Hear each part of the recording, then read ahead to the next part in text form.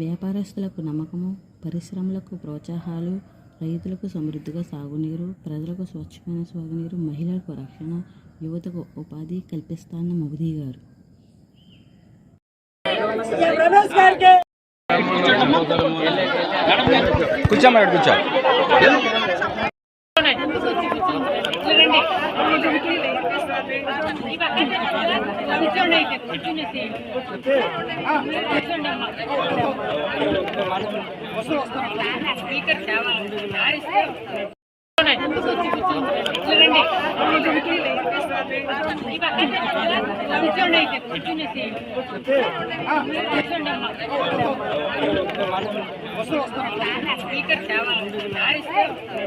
నరేంద్ర మోడీది అంటే మనం చెప్తుంటాం కదా ఒక సామెత, సొమ్ము ఒకటిది సోకు ఒకటిదని.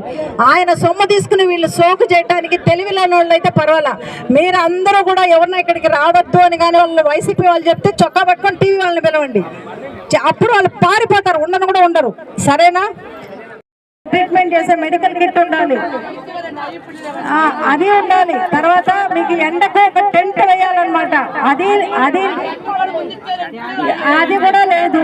అమ్మ అసలు అన్ని స్కీమ్స్ గంగలో అంటే నరేంద్ర మోడీ ఈ గుణపాలకి పారలకి వీటికి అన్నిటికీ డబ్బులు మనకు సెంట్రల్ నుంచి వస్తాయి. ఆ ఛాన్స్ నిలబెట్టుకోలేదు ఆయన.